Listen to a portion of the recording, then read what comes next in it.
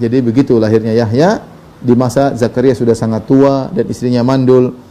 Ketika lahir Yahya, kata Allah Subhanahu wa taala, "Ya Yahya, khudhil kitaba biquwwah." Wahai Yahya, ambillah kitab Taurat dengan kuat, dengan sungguh-sungguh. Wa atainahul hukma sabiyya, dan kami berikan hikmah kepadanya ketika dia masih kanak-kanak. Ada yang mengatakan Nabi Zakaria jadi nabi sejak kecil. Wa hananan min ladunna wa zakata wa kana taqiyya. Kami berikan kasih sayang, ya, dari kami, ya. Wa zakatan, dan seorang yang suci. Wa kana taqiyya, dan Yahya adalah seorang yang bertakwa. Wa barram biwalidayhi, dan dia adalah seorang anak yang berbakti kepada kedua orang tuanya. Walam yakun jabbaran asiya, dan dia bukan orang yang sombong lagi durhaka. Wa salamun alaihi, keselamatan bagi Yahya yauma wulida, ketika dia lahir dia selamat. Wa yauma yub'atsu, yauma yamutu, ketika dia mati juga dalam kondisi selamat. Wa yauma yub'atsu hayya, dan ketika dibangkitkan juga dalam kondisi selamat. Inilah Yahya bin Zakaria alaihi salam. Dua-duanya adalah nabi. Zakaria seorang nabi, kemudian Yahya juga seorang nabi. Baik, ikhwan dan akhwat yang dirahmati Allah Subhanahu wa taala, cerita detail tentang Zakaria tidak datang dalam Al-Qur'an lagi, dan juga tidak disebutkan dalam hadis-hadis Nabi sallallahu alaihi wasallam tentang bagaimana Yahya dan Zakaria. Tetapi konon disebutkan dalam literatur Ahlul Kitab atau literatur Israiliyat bahwasanya Zakaria dan Yahya dibunuh oleh Bani Israel. Dibunuh oleh Bani Israel. Dan kita tahu di antara ciri-ciri Bani Israel, wa qatlahumul anbiya. Mereka hobi membunuh para nabi.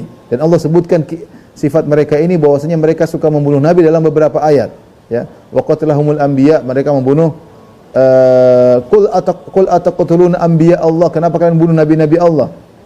Min qablu, sebelumnya. Jadi mereka, kalau ada nabi yang tidak sesuai dengan selera mereka, mereka bunuh. Dan ini perkara yang menakjubkan dari orang-orang Yahudi. Bagaimana mereka suka membunuh nabi. Tapi apakah Zakaria dan Yahya dibunuh oleh mereka? Wallahu alam bisawab. Kita bicara tentang sanad, maka tidak ada sanadnya. Tapi kalau kita bicara Israiliyat yang juga tanpa sanad, maka disebutkan Yahya dibunuh oleh Bani Israel dengan beberapa sebab. Ada khilaf dengan sebab kenapa Yahya dibunuh.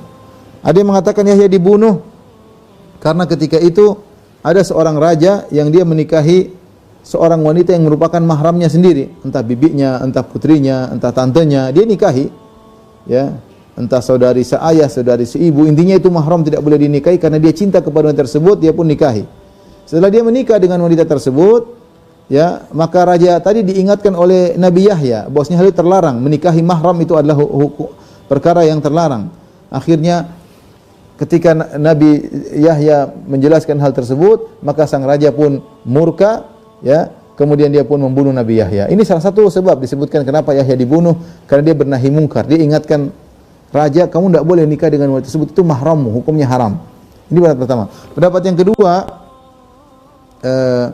disebutkan bahwasanya ada seorang pembesar menikahkan putrinya dengan putri pembesar yang lain. Jadi sama-sama orang-orang kaya dinikahkan. Kemudian terjadi perceraian sampai cerai 3 kali. Sampai cerai 3 kali, kemudian mereka ingin kembali lagi, tapi mereka tanya sama Yahya, Yahya, bisa enggak kami sudah cerai 3 kali kembali lagi? Kata Yahya, enggak bisa. Kalau mau kembali, itu perempuan harus nikah sama laki-laki lain, kemudian dicerai, digauli, dicerai, baru kau bisa kembali lagi. Dan Yahya tetap mengatakan hukum haram, tidak boleh menikah setelah cerai 3 kali.